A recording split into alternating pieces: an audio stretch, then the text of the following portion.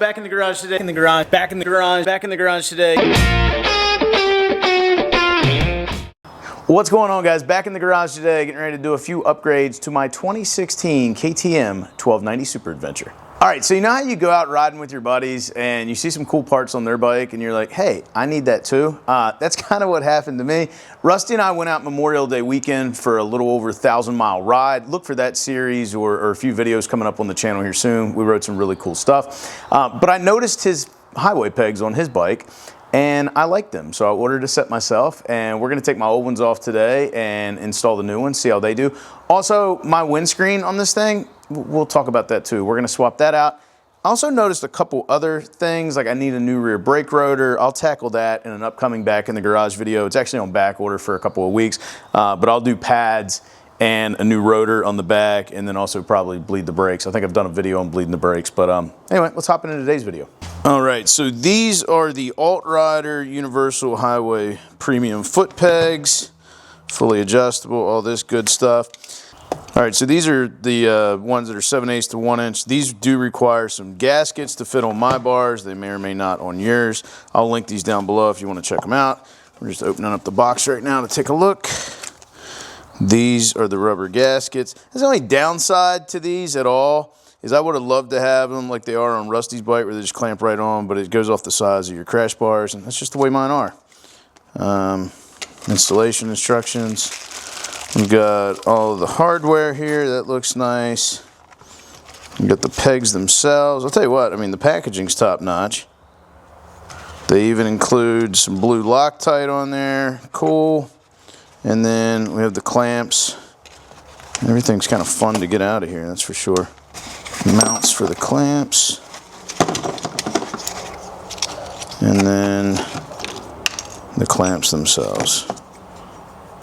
All right, cool. I do like, I mean, this is just a quality looking kit here. I just think they look super nice, which is one of the reasons we're gonna put these on. All right, so before we install the highway pegs, we're gonna do something that's a little bit simpler. I got a new windscreen for the 1290. I got the Puig Sport Touring screen. So the reason I got it, I have tried to polish this thing and polish this thing and polish this thing. It's probably got around 40, 50, probably more than that, probably over 50,000 miles on it at this point. There is a small stress crack in it at this point. But then the other thing is I just can't get it as clear anymore. And a lot of that had to do with the most recent Alaska trip. We just punished the hell out of that thing. It got scraped up big time. So instead of continuing to work on it for 130 bucks, we're just gonna put a new one on. The nice thing is we already have the hardware on, so we just gotta swap a couple of little washers out and reuse the 4 factory screws and we'll be good to go. So let's get this on and see what kind of difference it makes. So it's not the easiest thing to pick up, but I'm gonna try to show you like all the swirl and scratch marks. You can kind of see them. I know this thing's not totally clean at the moment, but even when it's cleaned up, I mean, you just see all the little scratches. And it's not really an indictment on the windscreen. The thing's been great, but I've abused it quite a bit. Okay, so in the case of removing the old one, we just need a Torx 30 driver.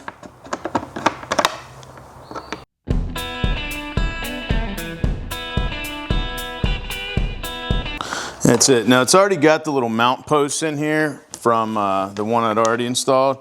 Now all we're gonna do is just pull these little washers off the back of the screws. We're gonna use the new rubber washers just because they're a little bit more pliable. Let me get those put on and we'll put the new one on. All right, let's get this new one on here. And just because I want it to go on as cleanly as possible, I threw on some nitro gloves. I'm sure there's probably a torque spec, but just don't over tighten them.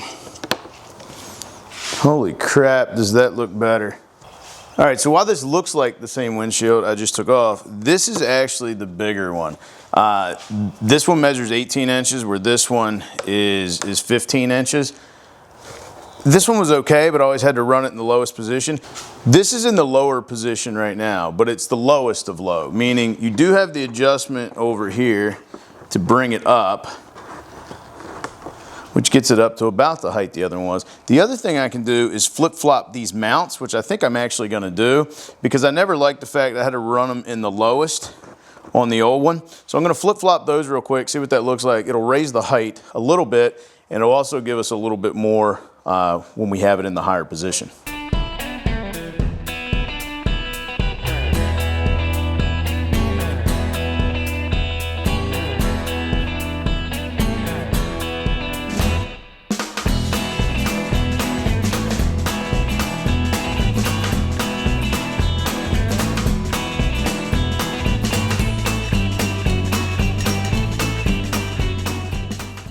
One thing I like about this over the one that was just on here, the one that was just on here, this was covering up part of the headlight mask, which is okay, but it does illuminate this a little bit at night. Now I seldom ride at night, so it really didn't matter. So now this is our new low position,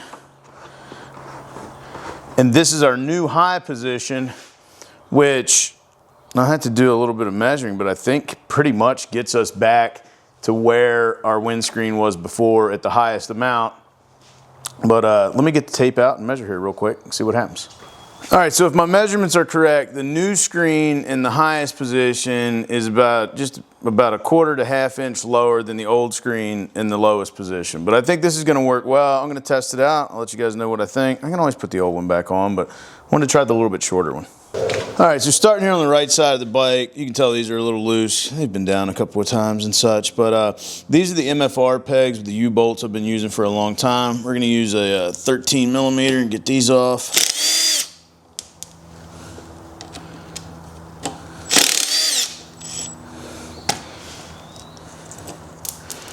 Washers and crap off of there. You can see I used a little bit of tape and stuff on them here, just to allow them to spin if I were to crash, which it's been down a couple of times, so it makes sense. I'm gonna pull this residue off, and we're gonna do the same thing on the other side, just get that peg pulled off there. Okay, so I just skipped like, I don't know how many steps, because all I'm doing right now is test fitting this new foot peg to figure out where it is I want, and I think right about there is where I'm gonna want it on both sides. It is not held all the way in. This is what it'll look like in the flipped up position, and then this is what it'll look like in the flipped down position. Now I'm gonna show you how to assemble all this stuff and how to get it mounted on here, but in order to mock it up, you gotta half assemble it, and then I gotta take it all apart anyway. Like for instance, this just comes right off of here, and these are barely held on. So let me take all this stuff back apart, and then I'll show you how this is going to go back together. The big thing is, however you decide you're going to do this, which in my case, I know I'm going to use this pin placement on here.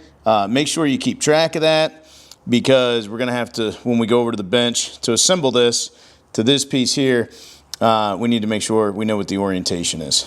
All right, so this is the clamp I just took off of here. This is the orientation. We just use this little drop pin in here, and you're going to pick however you want this to go. You're going to have to play around with it. So I just have this pin just threaded in by hand, this little 4 millimeter. We're going to have to pull this out and disassemble this peg assembly. I'll show you how this stuff goes here in just a minute. And now what I need is this 8 millimeter bolt, and we're going to need some Loctite. You can use the stuff that it comes with, or I'm just going to grab another thing of it over here. All right, we're gonna use a decent amount on here. And then we need a 5 millimeter Allen. Just gonna run this down in.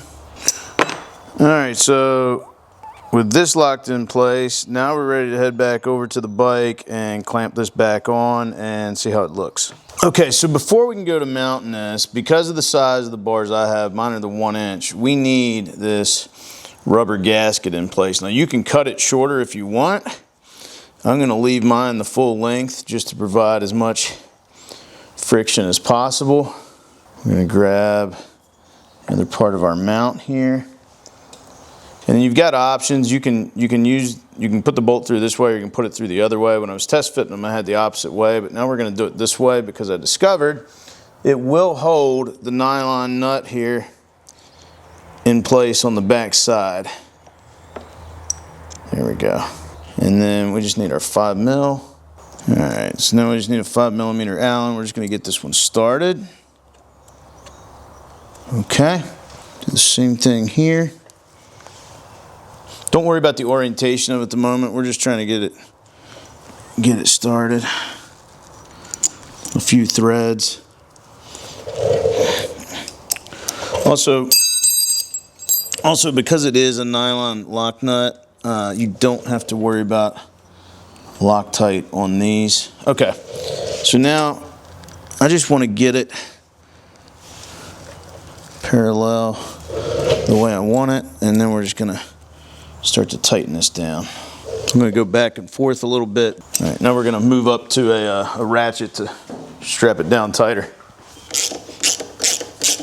Feels good and sturdy there.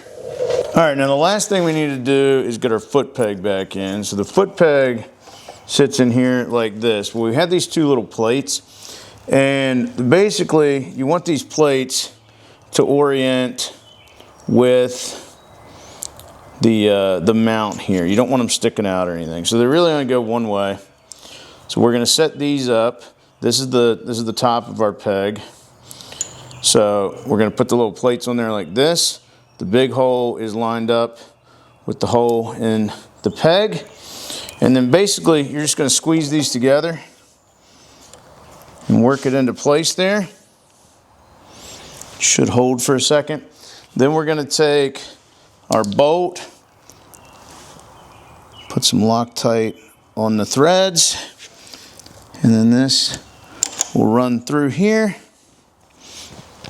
And then we just need a 4mm Allen to lock that down. We don't want to tighten it up. We don't want to over tighten it, but. And then if everything worked, I'll just snap right in and out of place. Looking pretty good. Now we're gonna do the same thing to the other side, and then we're gonna test them out, see how they look, and see how they work with my legs. All right, so obviously I'm not gonna be wearing orange Crocs when I'm riding, but I think I got these pegs where I want them. It's all subjective. Some people might want them back further, some people might want them higher up. It's wherever you think they're gonna be, but this is they're in there nice and stable. Normally I got the longer boots on. It fits me pretty good. They're in about the position the old ones were in. It's just, I don't know. Did I need them? Probably not, but God, they do look nice. All right, guys, so that kind of does it for today's video. We changed the windscreen, even though we stayed with the Puig. We went with one that was a little bit shorter. So we're gonna do a little bit of testing on it over the next few weeks. I'll probably do an update video for how I'm liking it. We also showed how you can readjust it from the short position to the high position, not just counting the crank, but the actual mount positions. And we replaced the foot pegs with some Outriders, which, did I need them? No. Were they expensive? No, they weren't cheap. I mean, they were right around a couple $100. The only thing I wish that these would have had is like on Rusty's bike, they bolt directly on and you don't have to use the rubber gasket. Now maybe you'll like if you got the smaller ones, because the rubber gasket will protect the paint or the powder coat on the crash bar. The crash bar is really there to protect the bike, so I mean it's kind of up to you. But anyway, I think they're pretty trick looking. I want to test them out. The old ones held up fine for the years I had them. Just kind of like the mount of these and the look of these a little bit more. And we'll have some more videos on the 1290 here soon. Like I said, I got to change out the rear brake rotor. Got to do a little bit of brake work to it. So anyway, I hope you guys enjoyed today's video. If you did, please give it a big thumbs up. If you're not a subscriber, consider that subscribe button, because if you like motorcycles, well, this is the place to be. If you have any questions about anything, let me know. I'll do my best to answer them. Also, I'll link some of this stuff down in the description below if you want to go check it out for yourself. And as always, I'll talk to you again soon.